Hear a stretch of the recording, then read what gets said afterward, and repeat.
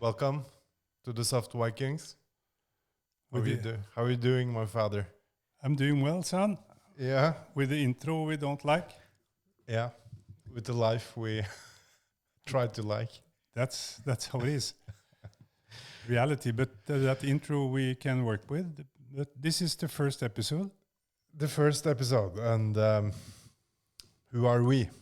It's what we're gonna explore And why are we doing this? and why. And how are we going to do it? Well, Who are we? who are we? First, we'll ask you, the that's- father. Yeah, that's age before beauty, but that's... That kind of also goes in the toilet. So you left with, what you got. What you got? Well, my name is Erik. I'm born in 1955 in Oslo.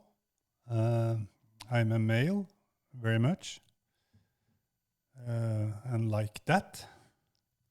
A Norwegian. Norwegian, true Norwegian, with the long Norwegian heritage on both sides, both mother and father. There is some Irish blood there.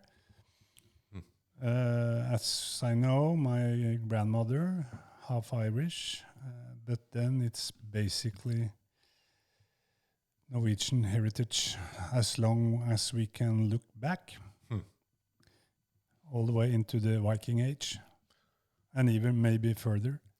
So a descendant of Vikings. Purely. Straight line. Straight line.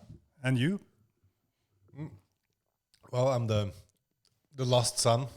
I'm John. You lost son. Yeah, because I'm a tyrant, I have to admit. Yeah. That's part of why we're doing this. The tyrannical father. Yes, that's something I revealed like the last years. Useful in a time of conflict and war, usually. Yeah, there is some advantage by being tyrannical. Mm-hmm. But there is also a flip side on that coin. Well, I always knew I could count on you if the shit hit the fan. Yeah. Then it was great times. But the peaceful days of lazy days and sunsets, it's not for me. And we don't achieve anything. Well, I'm John though. Born in Oslo. Yeah.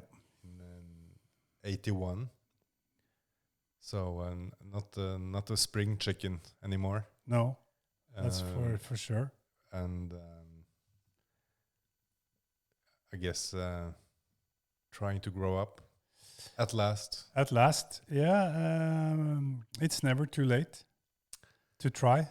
As long as you have a breath, one more breath, you can try.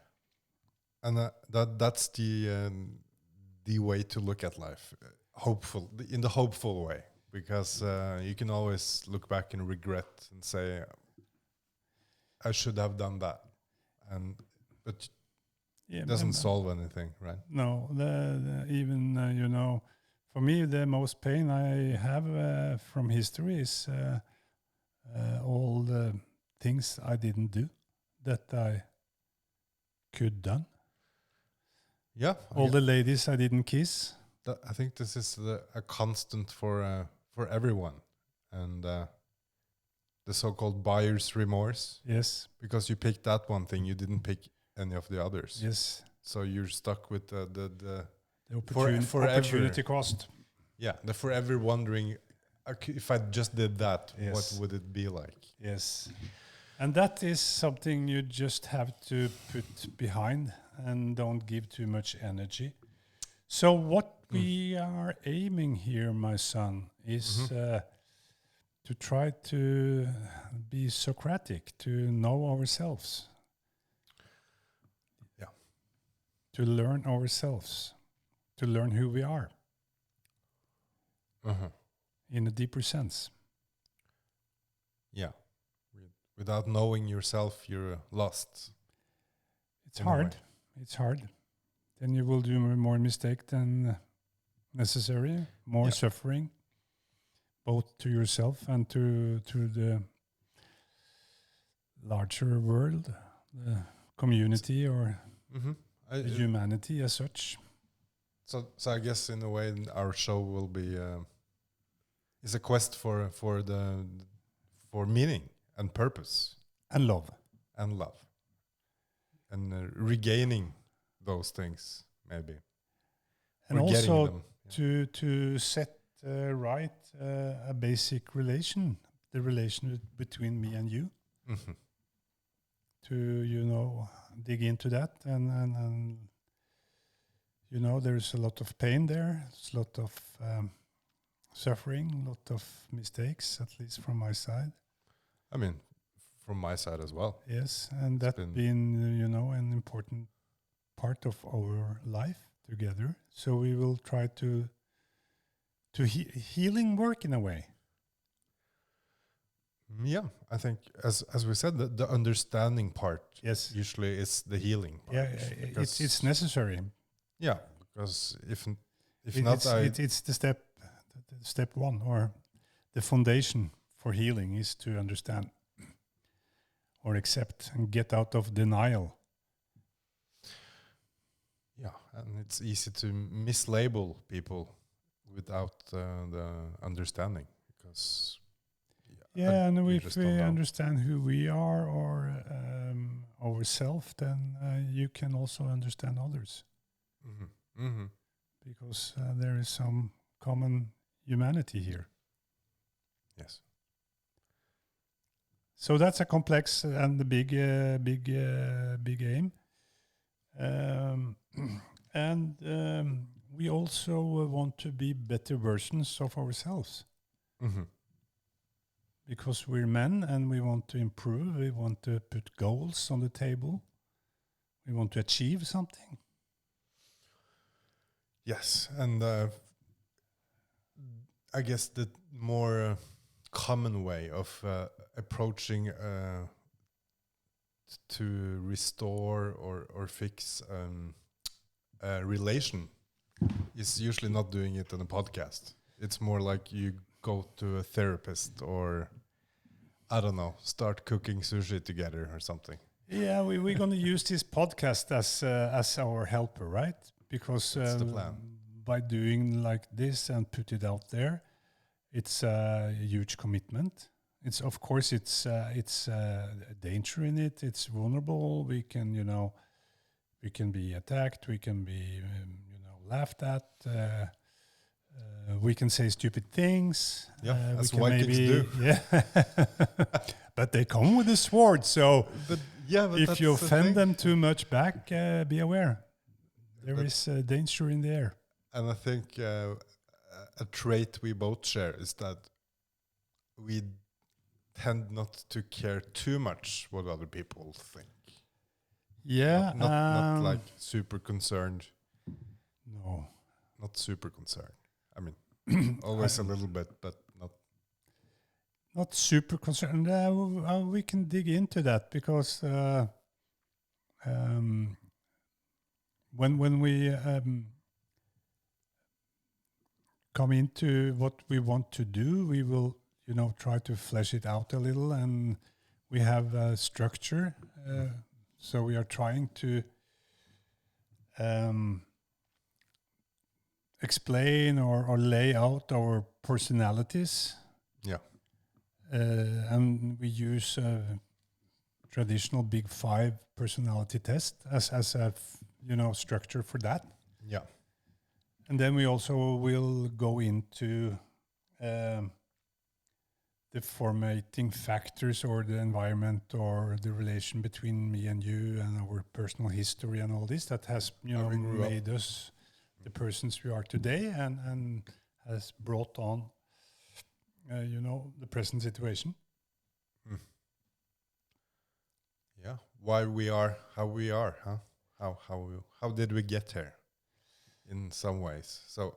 And when we put that, we think that will take maybe 5 to 10 episodes to do that, and then we will and challenge each other, because this is a quest for meaning, for meaning and purpose. And love. Yeah, and love, and if we get some riches and booty on the way, we're not. No, we collect we're what not we saying find. no. Of course, we don't say Yeah. no. That's what Vikings do. That Yes. they adapt. They adapt, and yes. say, okay, thank you. Thank you.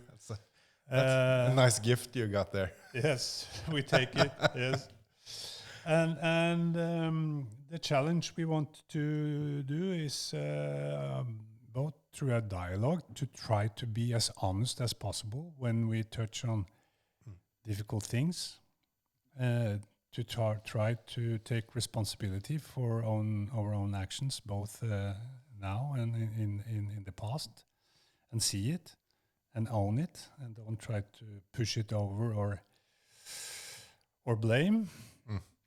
And then we will have some side missions. I think that will maybe be the fun stuff. Yeah, there will be some side quests where we'll explore other things. Yeah, and then try things. we want to use a method where we can challenge each other, and you cannot say no, but it's you will get that back, because next time it's if I challenge you, next time it's you can challenge me. Yeah.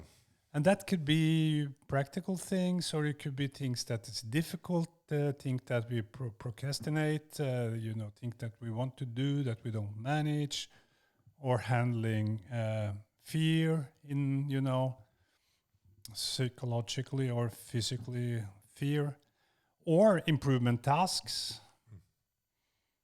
Could be a wide range of things. Yeah, and also, maybe experiment a little with all type of I don't know what you should label it, lifestyle, or healthy living, or smart living, or that type of knowledge, and test it out a little.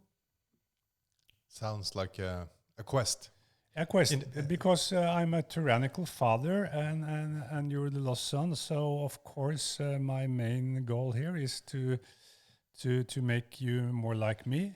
Yeah, make me follow the rules. Yeah, my rules. My rules, exactly.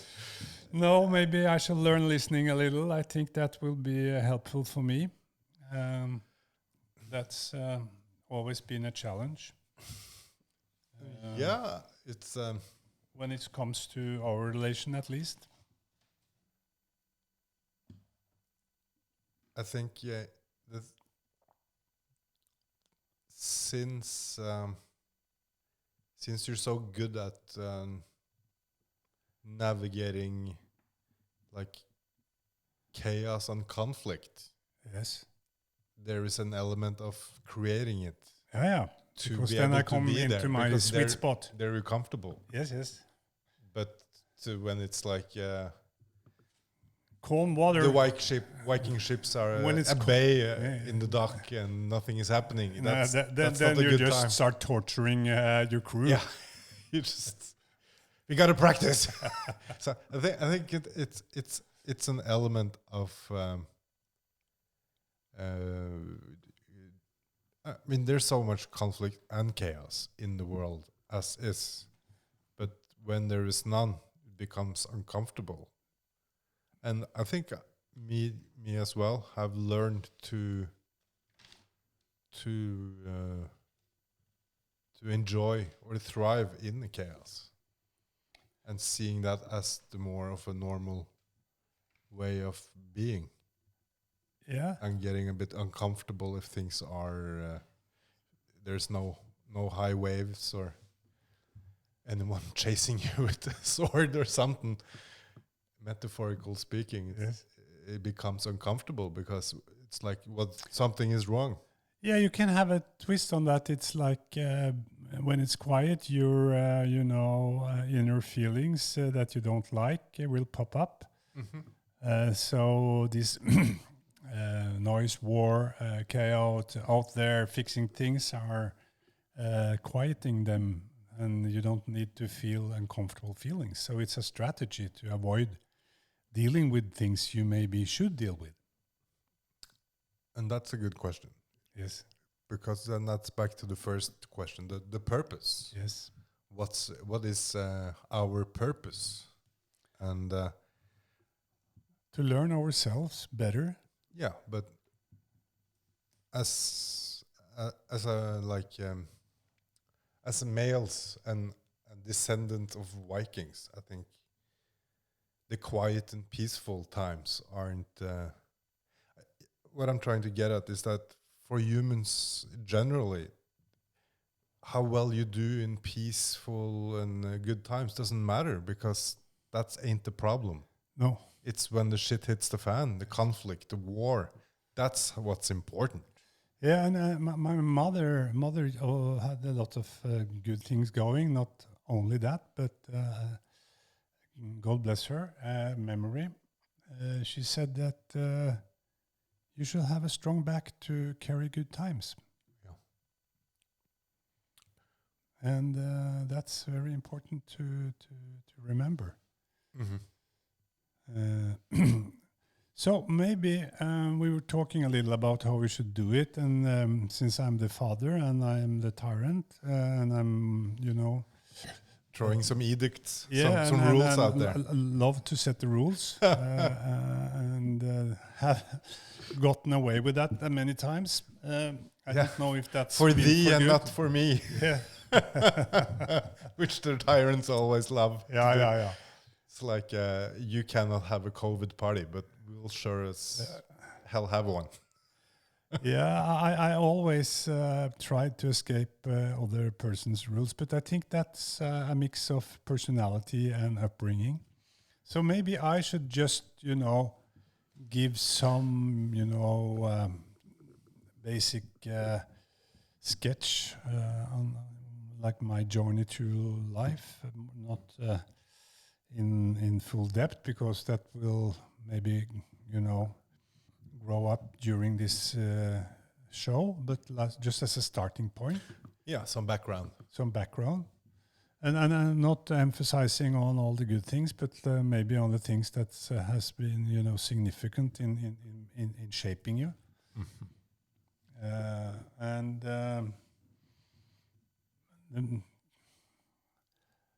My parents were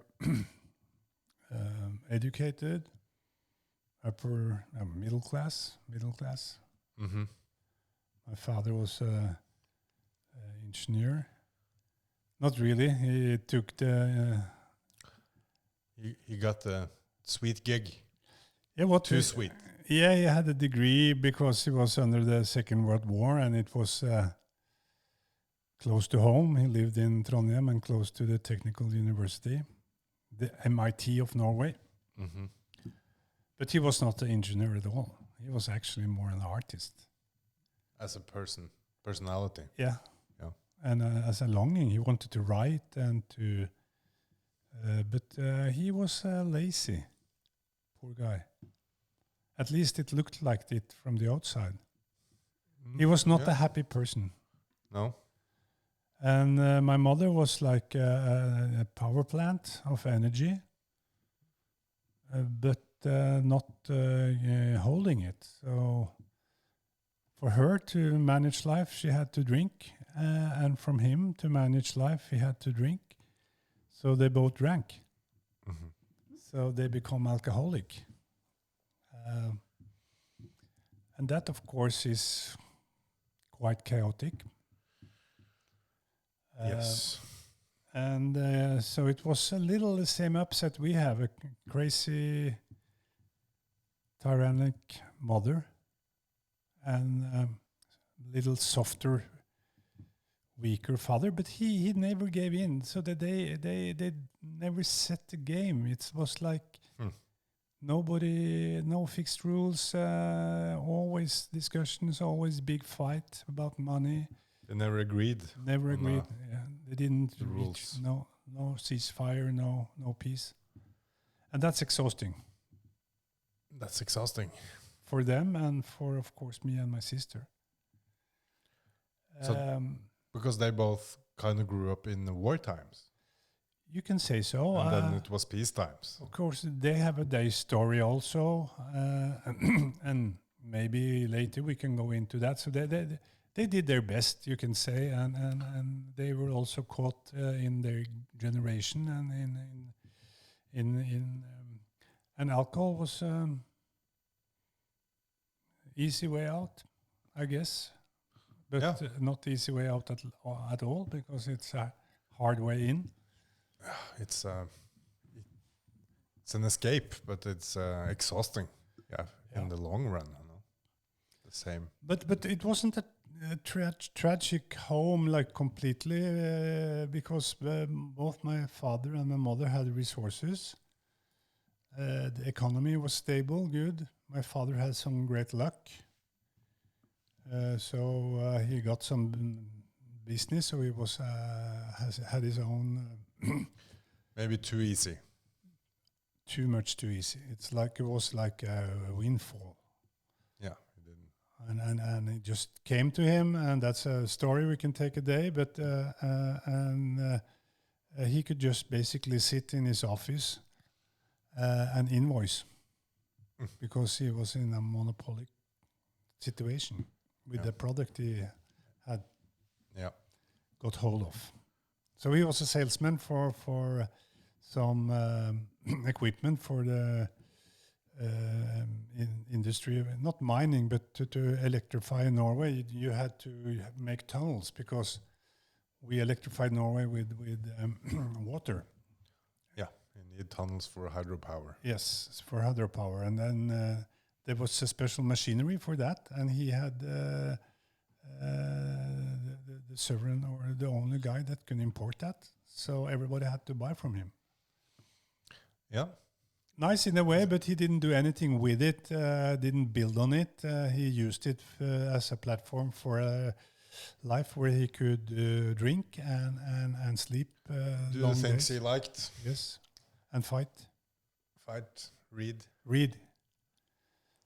He read a lot, but he didn't write. No.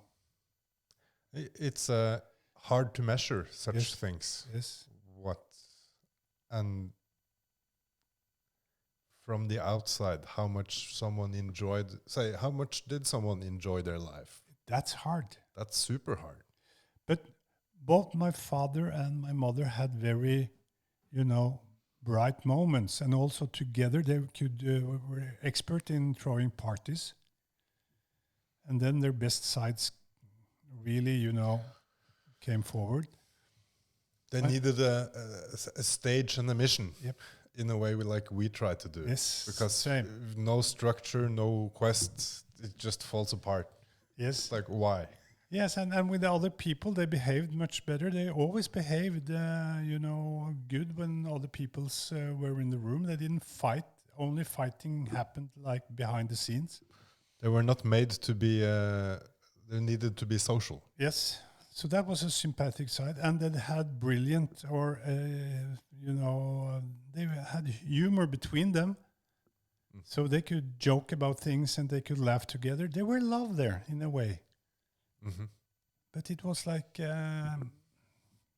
astray, far off. Yeah, got warped by too much alcohol in a way. Yeah, maybe. Maybe that helped. And their wounds, but they had distinct different way of reacting, and also drinking pattern. Because my mother, she kept herself, and then she was sober, and she could be sober like for months. And then suddenly she decides to start drinking, and that pattern looks as long as I can remember, right? Yeah. And there were always signs. Oh, now it starts. And the classical sign was that she brought out all the cleaning stuff, the vacuum cleaner and everything, because then she pretended, or she wanted to clean or whatever, to show that she was the nice mother.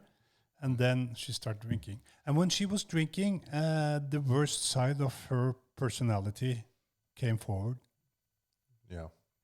So she became a real fucking bitch, like a tyrant. Mean drunk. Mean, screaming, blaming, naming, totally not nice at all. But that was like most of her drinking. She could be sweet also, but that depends on the setting. But mostly when she drank, she was alone. Yeah. She got some friends that were her friends only. Like So they were like drinking friends. sitting in their own rooms and drinking. No, but my mother's drinking was like the problem. My father's drinking was not looked as a problem because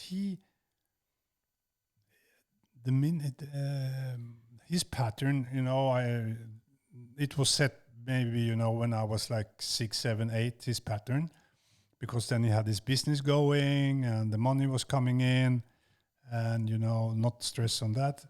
And then he went to his office, late, came home, and then he had a beer. He liked also to make food. My mother was an excellent cook, but my father also made sometimes his food and a beer. And then his main alcohol was whiskey. Whiskey soda. Yeah, whiskey and soda. We called it pjolter. That's maybe a French or I don't know. German word, pjolter. It's just it's a drink. Yeah, long drink. It's like with soda. Yeah, with soda. Carbonated water. Yes, and whiskey. So it's a little diluted. And when he got his first whiskey, he was such a sweet person, and he was funny. He was talkative. My mother called it talking water. Talking water, yeah. Yes. But in a way it is. It is. That's why bars serve alcohol. No? Yeah. That's why it's noisy in bars. It works. It works. But so he got community when he drank. Yep. And so he was like nice all evening, and his heavy drinking came after all the other in the household and went to bed. Then he sat and drank and read his books. And I guess he was and one bottle of whiskey like every day. That's Smoke. that's a hard drinking. That's a tall order. Tall order. Yes. Well, I guess, yeah. And then he smoked cigarettes, of course. They did both. My mother were more on and off with cigarettes. Mm-hmm. And then in the morning, you just had to be fucking quiet. Yeah. Because waking him up before he wanted to go up was a disaster. He was hungover and then he was pissed, tired. Angry. The tyrannical side of him came out, but he was totally... So it was just avoiding him. And the problem always was if you needed something from him. And his power play was to sit on the money because he generated the money. Yeah, he was the sole earner. Yeah. So my mother, so that was his, he weaponized that. So my mother always had to fight to get money for the household and for the kids. And he was not super generous. He was in a way generous, but money-wise, he was, he kept it tight. So that sometimes in the morning when my mother tried to be smart to sit up with him. Yeah, get the check at night. Get the check. Not in the morning. Yeah. The morning check. If that was necessary, that was like pure hell. Then, yeah. And all your needs were questioned. You can use... And that was embarrassing because many times I was badly equipped. Going to sports and to everything compared, of course, to my peers. Middle class... those you can see. Yes. Yeah. So that was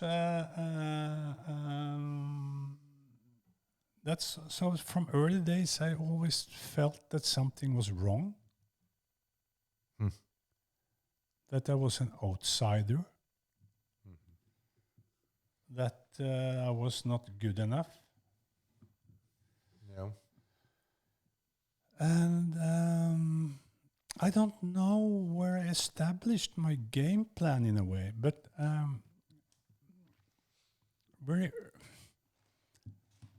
because of all this disturbance, all this noise, all this craziness, all this in a way, self-absorbed grown-ups. Yeah. And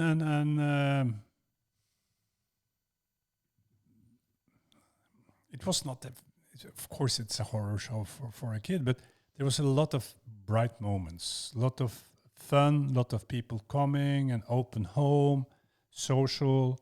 When I got older, all my friends were like invited in. They created like so because they were like loose in a way, so they were like embracing and not pretentious at all, actually.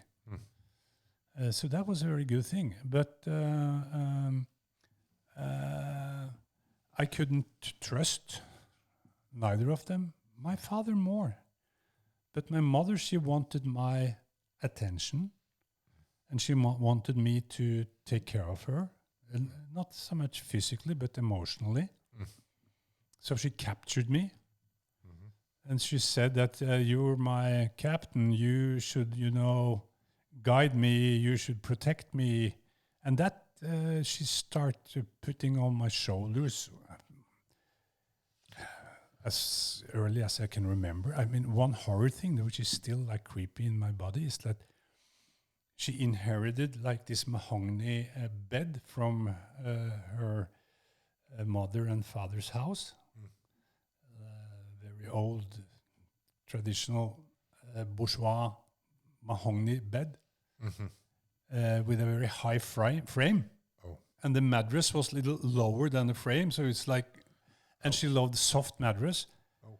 And then I came, and then of course she maybe was like, in a back burner of alcohol, whatever, and she just grabs me and takes me up in that like pit or whatever it is, and embracing me, and Can't get out. No, I can't breathe, can't get out, and I had to promise her that I should take care of her and that I was her, main support in life, and I was her pillar and the captain on her ship and all that.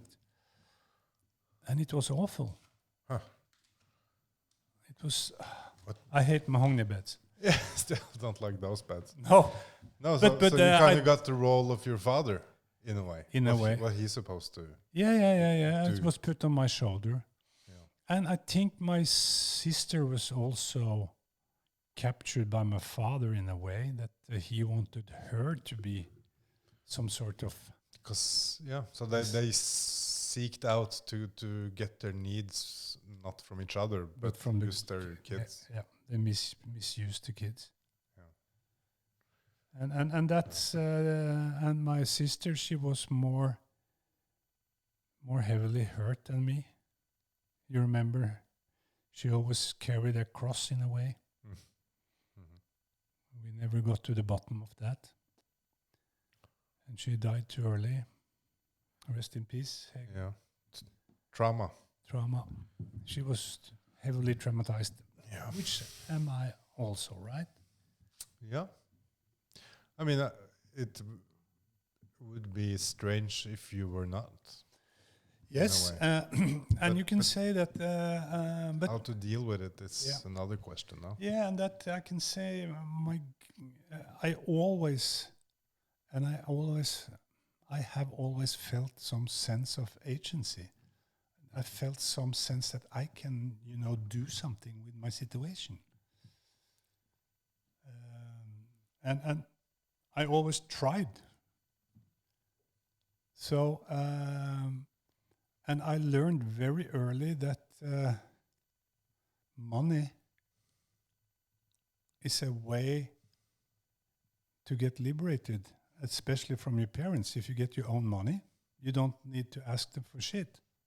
You didn't have to have that morning conversation. No, to get that fucking check or to get the stuff you needed. So I was very focused on money very early. and the other way out, and I think I had my first job when I was like 11 or something. And I went to school, of course, the primary school, and I got a serious job when I was in the summer between when I was 12. I was like cheating, or I don't really know how I managed. But it was on a dock, because we had a huge dock in Oslo, where Aker Brygge is now. Nyland's mechanical workshop, or what? So it was a dry dock. Oh.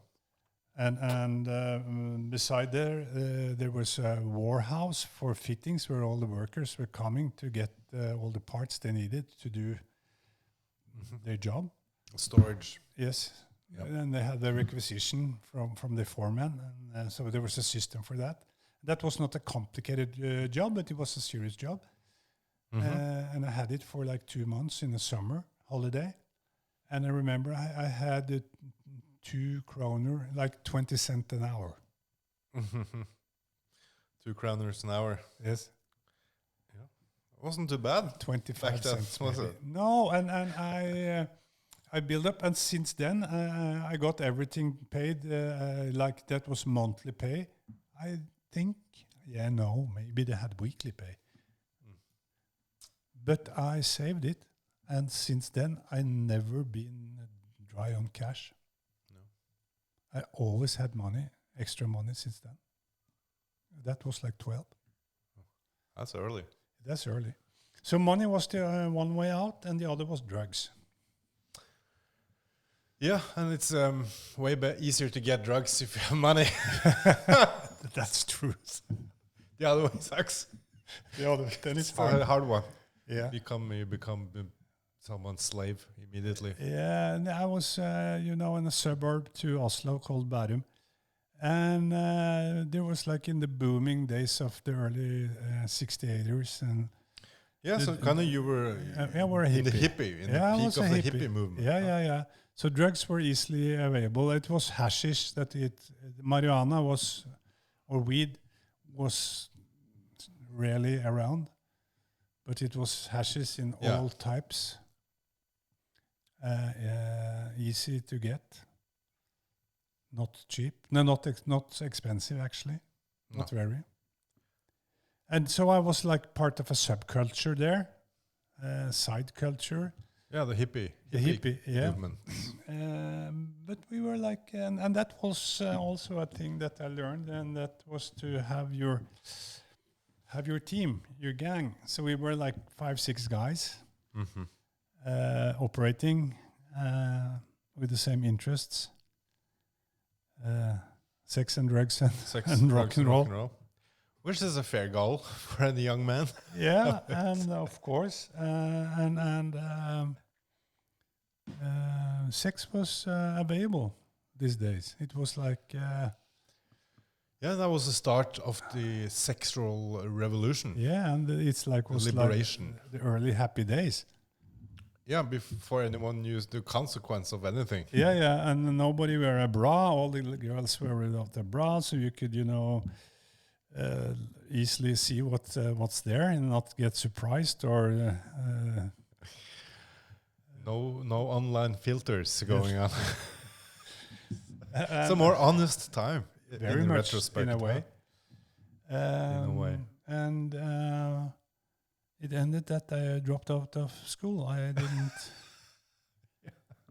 I did primary school and high school. I didn't attend. Several reasons. One is that I didn't get access to the school I wanted to go to. Because I had this bad boy rumor on me. And it was not fair. It was a little corrupted, I think, that they would push me out. But I was happy. So I didn't do any school from I was like 13 or 14 when I was finishing primary school. We were one... Primary? Yes. We went 9 years back then, but we started when we were 7. Yeah, 15. So then you're like, you're finishing, 14, 15. Yes, 14, 15. Yeah, I was becoming 15.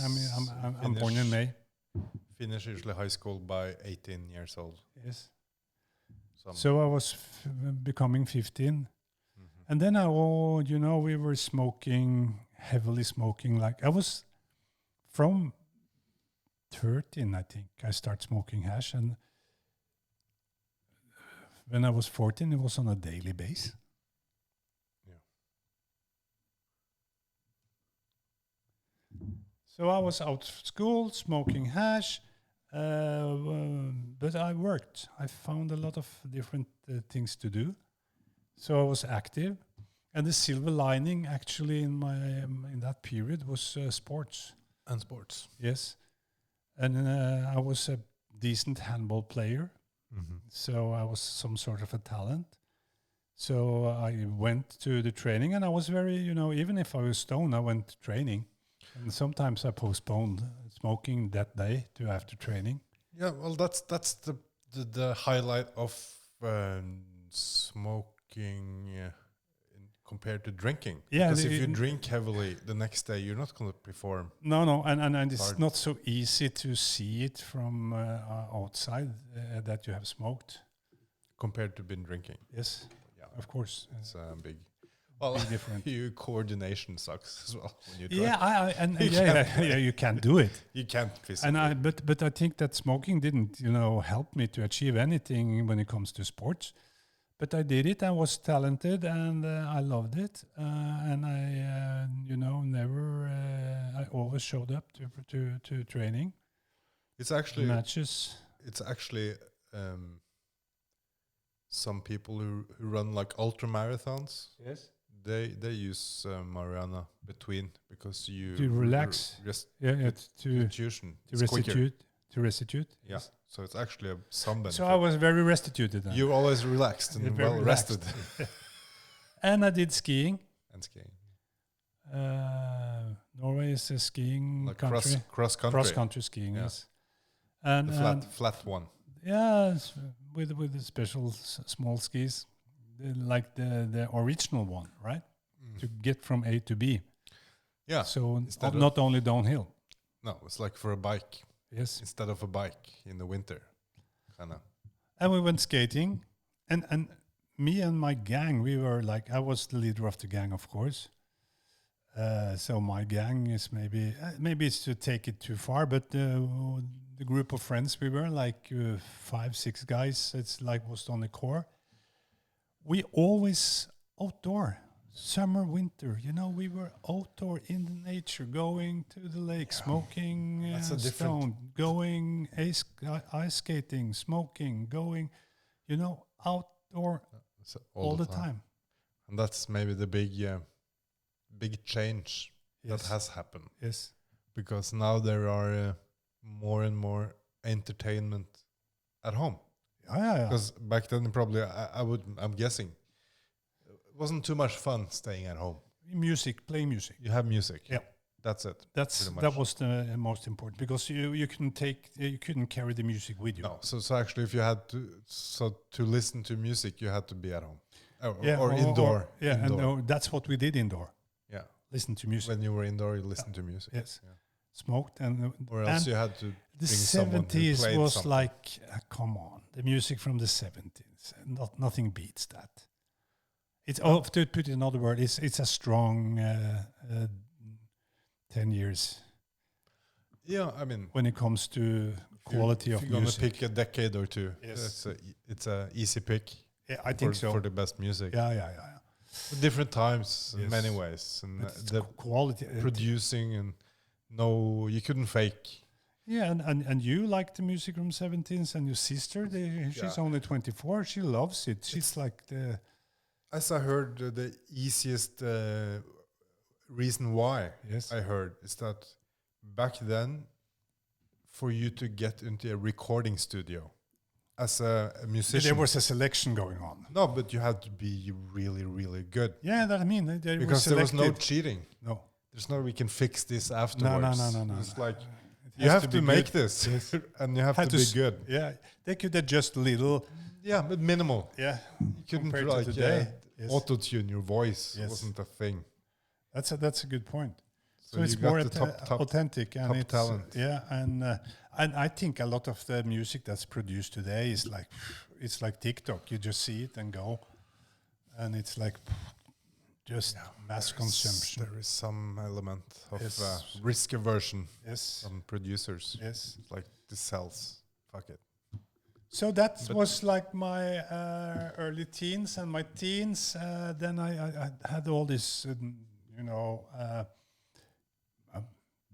different jobs. I thought I worked half a year in an architect company making models. They were like making models of house and landscape and so on. And so they had some cartoon stuff and with a special scalpel knife and glue and everything. And I became, so it's some handcrafting and I was good at it. So they kept me.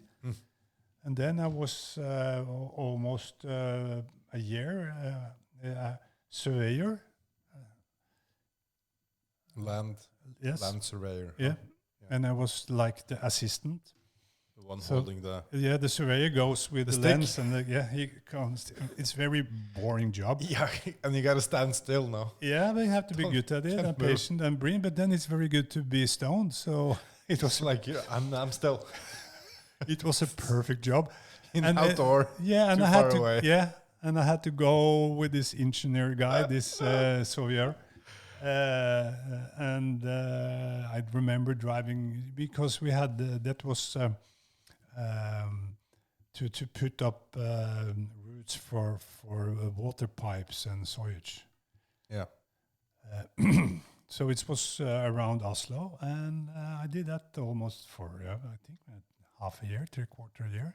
I was getting enough of that, and then what else? Yeah, and I worked with Sinex. My uncle had a company.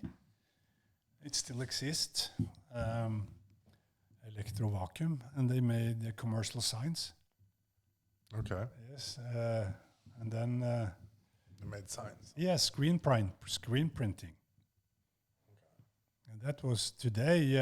They did it a way where very toxic because you have to clean the screen. Okay. And there was no really ventilation, so I learned a different way to get toxicated. Yeah, you like there's other ways. Yeah, there's a lot of ways. There's many ways. Yeah. And what more did I do? Yes, and then I had a big adventure because I were working in Bogstad, was a camping site in the reception, and I learned to know some Americans that had come here and bought a boat, a wood boat from a famous Norwegian boat designer called Colin Archer. And his design was like sailing boats, but they were super stable and they were used as rescue boats. Yeah, I seen. So they're very famous. So they bought one old one and should restore it and fix it. So they liked me, and then I was. Can you come with us half a year to the West Coast? And I said, okay, I'm in. So I was a boat builder half a year. Oh, they were fixing boats. Yeah, fixing boat. They had a yard in the West Coast in an island called Karmøy. And that was first time away from home. No, not really. I moved. That was right before I moved away from home. I moved for myself when I was 17. Okay, yeah.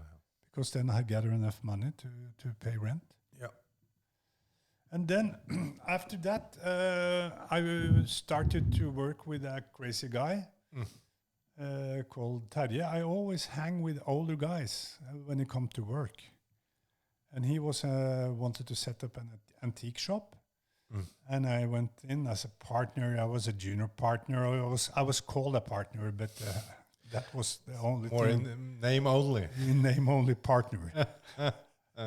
Always where we should share. It's where we gained something or we sold something. It was like 1, 2, 3, 4, 5, 6, 7, 8, 9, 10 for you. Yeah. So it was a 10% guy.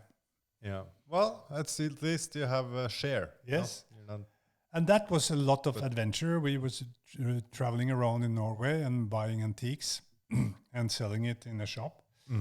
But then we came home early summer and we were like totally without money because we had bought some fake things and we would done some mistakes.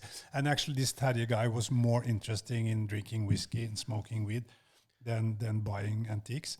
Yeah, so the And he had a work wife part. and children. So this tournée to this, traveling for buying antiques on the Norwegian countryside was a cover-up for alternative party tour. alternative lifestyle. It's like I'm working.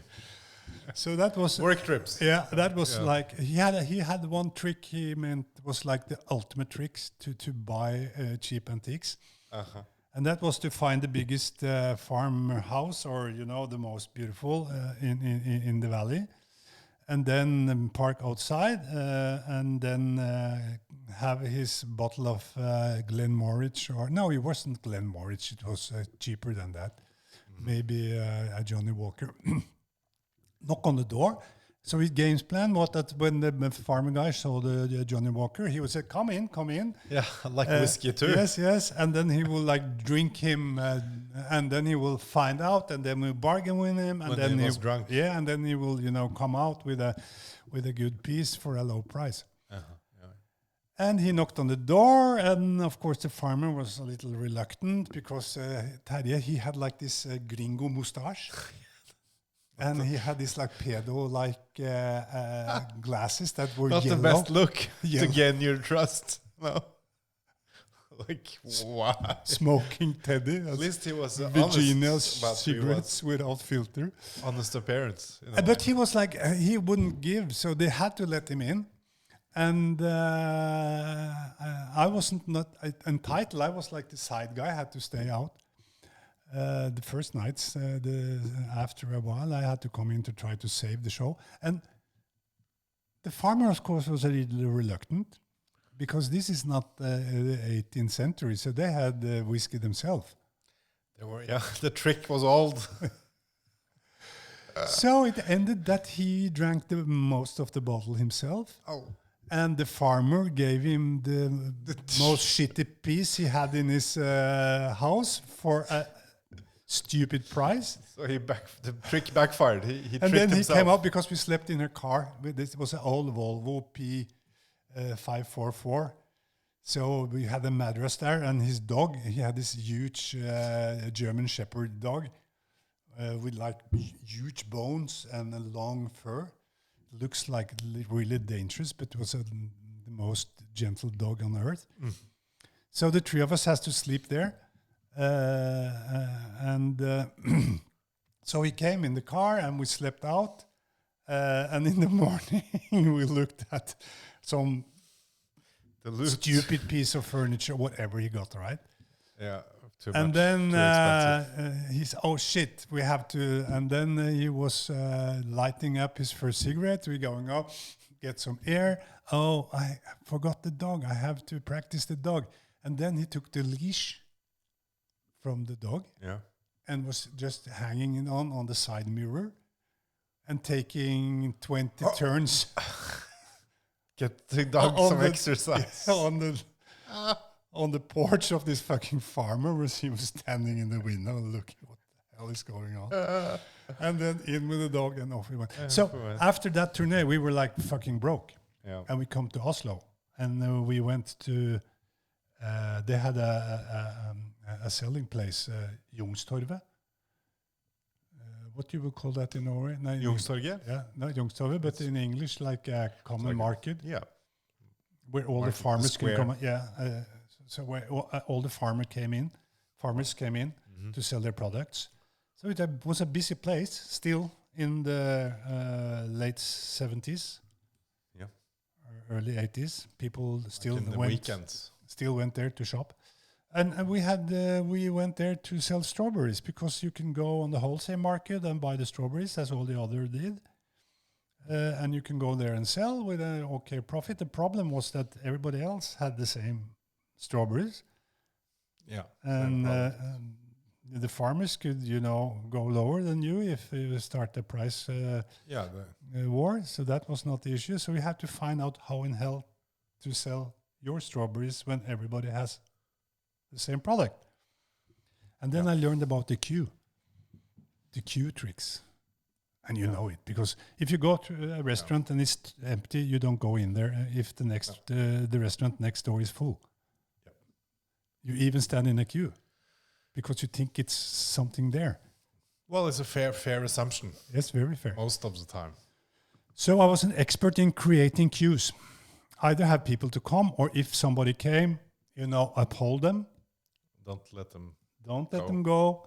And then if one more came, you have to make a social contract with them. So you spoke to even the guys, and even because then you can lock the queue. So if like the then fourth and the middle are locked in. Fifth guy came, but that really didn't do the tricks either. So then Terje was innovative, and he said, "Okay, let's find our own places, our own outlets." Yeah. Okay. So we were like the first guys that went, on to the big roads. It was highways, but not like highways so it was decent traffic. Yeah. And there was always places to stop, and we put up rest stops. Yeah, rest stops. And that was a smart move. And then we could also multiply, so we could scale up with the. Because then there was no competition. Not at all. In a way. So. The first year we did that, he was the main partner and I was the junior partner, and it was his 9 to 10 deal. Mm-hmm. The second year I had my own driving license, my own car. So then I said to Terje, okay, it's 50-50 or I'm out. And then, okay, it was 50-50. And then we built up. And the third year, in the winter there, I worked a lot to get permissions to different spots where I thought it was good to sell. And then we split up, and we were friends. And then we were just cooperating on buying. And I outcompeted him because I did something smart. He hired like 10, 12-year-old boys, girls to sit and sell because he didn't need to pay them much. Yeah. But I went for people at my age. And I created a strawberry school. Uh-huh. So they learned about, which type of strawberry, how to handle it, how long it lasts. If you want to make jam, this is the way you do it. If you want to freeze, better experience. Better experience, and giving them some knowledge. So when the people bought their strawberries, they got more than. Yeah, and there was some trust built there. And so because some of the places were regulars, and other of the places were just new people all the time. And then I had to sit, the nice people to play with who should stay where. And so it was like utilizing skills and personnel. And that was a great success. So I did that for 10 years, every summer. 10 years. Oh. Yes. Yeah. Wow. And it was 6 to 8 weeks a season. Intense. Yeah, and strawberry in Norway is a beautiful thing because it reminds everybody of the summer. It's rare. It's only here in the summer. Back in those days, you can freeze them, but that was the only way to get fresh strawberries. And you couldn't get them the rest of the year. No, like 6 to 8 weeks. Yeah, so it was a very symbol of summer and happiness. And the Norwegian strawberries, I think we can say without being too chauvinistic, that they are the best in the world. Yeah, like they taste great, usually. Yeah, because it's so much light. They're so exposed to so much light when they grow up. Because from May to August, it's basically light all the time. Yeah, it's a different. And everybody's happy about it. It's a happy product. It's a good product. It's nice to handle. Yeah, it's summertime. It's summertime. So then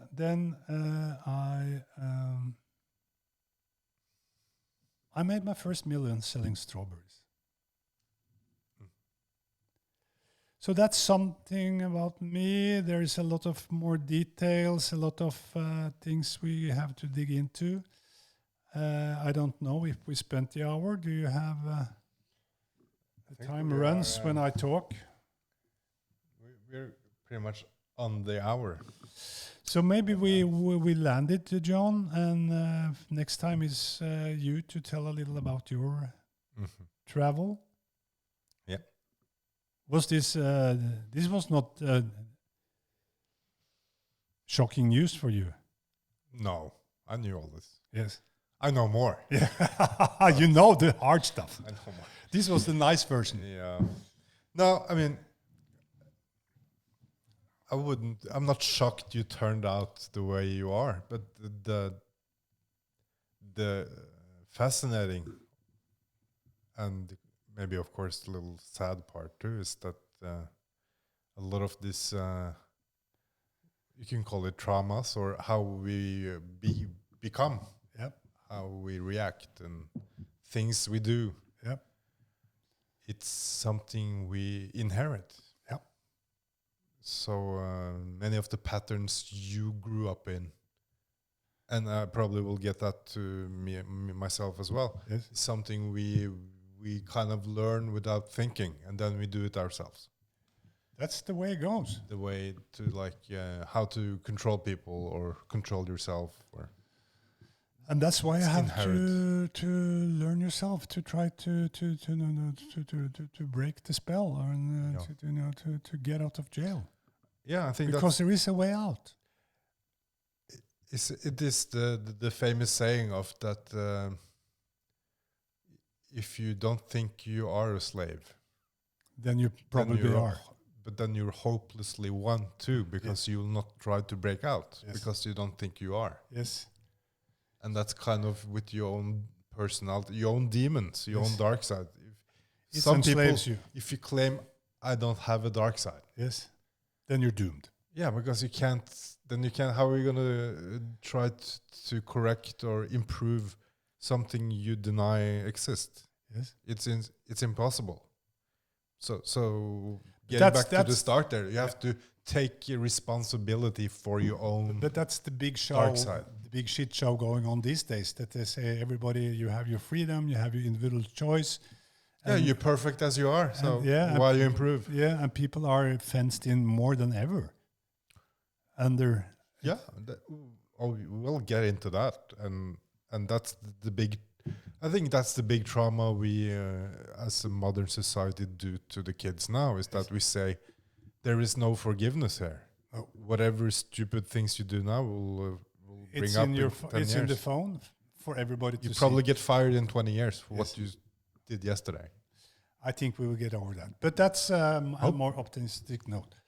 Yeah, but then it's hard at least to challenge your demons, because that's a messy thing. That's a messy thing. So we are messy. Our question is in dangerous water. As Viking, we know how to navigate in complicated waters with currents and rocks and but we are laying it out. So this will not be erased, even if we want it. No, But we are honest. we'll do our best. We do our best. We try to be honest, and we dare. Yeah, and there's a lot of, it's easy to praise oneself more than to be real and say, I can be an asshole. Sometimes I do things that, well, ideally, would be good. But I think it's to talk about it and be honest about it. Is that's courage, and I mean, we all have it, so it's fair play. Yes, in many ways. Yes, and those who deny, they are just unbelievably in jail. Yeah, they're prisoned. They're prisoners. So to challenge our own demons here is so that's the hope. Just on a closing note. I think that's the blessing I have from my upbringing. Is that I've been pushed a little to the fringe. I've been an outsider. I learned to walk alone. I dropped out of school. So I'm not believing all type of shit, and I'm not so needy to be part of the play with the rules, be an insider. I long for it in the deep, I think, but I don't give a fuck. It's the experience that it's okay. It's okay. You didn't end No. because you got pushed out or No, and I'm still. So that's whatever happens to you, if it's a curse or a blessing, you never know. And you can switch whatever thing happens into a blessing. yeah, I think so too. It's more or less you can learn from anything. Yes. But the learning process is the painful. That's a painful journey, and we hope that we don't just smash into a rock and that the Viking boat It's a risk. sinks. That's So always a that at risk. least then you can try to swim. But then you don't have your warrior suit on, brynje. If you have too much armor, you will Yes. sink. You will sink. So You gotta travel light. travel light. So that's number one show from us, and we will shortly come back with number two. Then it's your story, Then and my then off we go. And then we will get on it. Perfect. Thank you for Thanks. your time, my son. Thanks for today. Yes. Okay, guys. Looking forward to next time. Yeah, see you. Later.